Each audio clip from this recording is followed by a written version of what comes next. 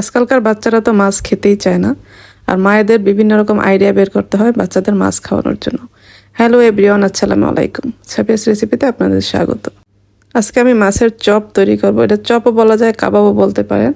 এটা খেলে কিন্তু বুঝতেই পারবেন না এটা মাছ দিয়ে নাকি মাংস দিয়ে তৈরি। চলুন তাহলে রেসিপিতে চলে যাই।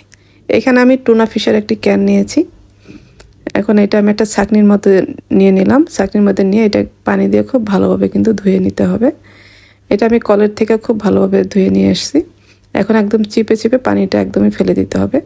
মাছের গায়ে যেন কোনো রকম পানি না থাকে। এই তো আমার মাছটা চিপে নেওয়া হয়ে গেছে। এখন আমি এখানে 2টা আলু নিয়ে নিয়েছি। 2টা আলু সেদ্ধ করে তারপর একটা গ্রেটার দিয়ে এভাবে গ্রেট করে নিয়েছি। এখন এখানে আমি কিছু মশলা অ্যাড করব। এখানে আদা রসুন বাটা দিয়েছি 1 চা চামচ করে। তারপর কালো গোলমরিচের গুঁড়া দিয়েছি, জিরার গুঁড়া দিয়েছি, গরম মশলার গুঁড়া দিয়েছি 1 চা চামচ, কাঁচামরিচ কুচি দিয়েছি স্বাদ মতো, ধনিয়া পাতা পুদিনা পাতা দিয়েছি, পেঁয়াজ কুচি দিয়েছি, তারপর পেঁয়াজ বেরেস্তাও দিয়েছি। এখানে 2 রকমের পেঁয়াজই দিতে হবে। স্বাদ মতো লবণ দিয়েছি, আর 1 ফেলে লেবু চিপে দিয়ে দিলাম। টমেটো সস দিলাম 1 টেবিল চামচ। এখন সব কিছু ভালোভাবে মেখে নিব। এখানে আমরা আরও কিছু উপকরণ অ্যাড করব একবার মেখে নেওয়ার পরে। এখন আমি এখানে ব্রেড গ্রাম নিয়েছি। ব্রেড গ্রাম বলতে ব্রেডটা ব্লেন্ডারে গুঁড়ো করে নিয়েছি। ডিম দিয়েছি একটা, আর এখানে ঘি দিয়েছি 1 টেবিল চামচ। এখন সব কিছু খুব ভালোভাবে মেখে নিব। এই তো আমার এটা মেখে নেওয়া হয়ে গেছে। এখন আমি চপগুলি বানিয়ে নিব।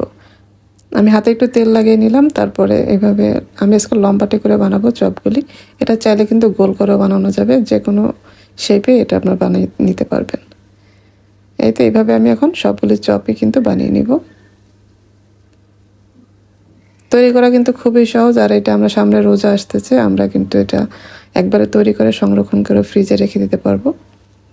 এই তো সবগুলি চপ আমার বানিয়ে নেওয়া হয়ে গেছে। এদিকে আমি একটা বাটিতে 2টা ডিম নিয়ে নিয়েছি, আর সামান্য একটু লবণ দিয়েছি, আর একটু গোলমরিচের গুঁড়া দিয়ে খুব ভালোভাবে ফেটিয়ে নিব। আর এখানে আমি ব্রেড গ্রাম নিয়েছি। এখন একটা চপ আমি ডিমের মধ্যে প্রথমে ডিপ করে নিব, তারপরে ব্রেড গ্রামে খুব ভালোভাবে কোট করে নিতে হবে। একটু চেপে চেপে আমরা কোট করে নিব যেন কোনো অংশ ফাঁকা না থাকে। আমি আপনাদের আরেকটা করে দেখাচ্ছি। প্রথমে কিন্তু ডিমের মধ্যে ডিপ করে নিয়েছি, তারপরে আমরা ব্রেড গ্রামে এইভাবে একটু চেপে চেপে কোট করে নিব। এইভাবে আমি সবগুলি চপে আমি এভাবে করে নিব। এই অবস্থায় আমরা কিন্তু এটা ফ্রিজে সংরক্ষণ করতে পারবো।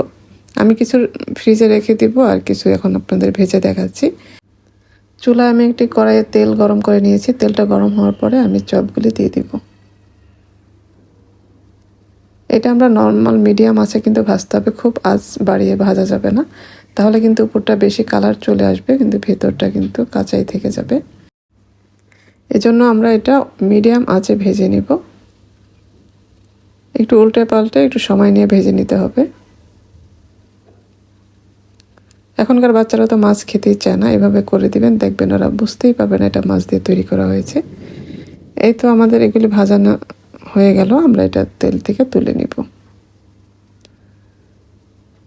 এটার ফ্লেভারটা কিন্তু একদম পুরাই মাংসের মতো ফ্লেভারটা আসছে, মাছের কোনো গন্ধই এটার মধ্যে নাই। এই তো আমার তৈরি হয়ে গেল খুবই মজার মাছের চপ বা কাবাব। আশা করছি আজকের রেসিপি আপনাদের ভালো লেগেছে। ভালো লাগলে লাইক, কমেন্ট এবং শেয়ার করে দিবেন। যারা আমার রেসিপিগুলি ফেসবুক থেকে দেখেন, পেজটি ফলো করার অনুরোধ রইল। আর যারা ইউটিউব থেকে দেখেন, চ্যানেলটি সাবস্ক্রাইব করার অনুরোধ রইল। সবাই ভালো থাকবেন। পরবর্তী রেসিপি দেখার আমন্ত্রণ রইল। আজকে এ পর্যন্তই। আল্লাহ হাফেজ।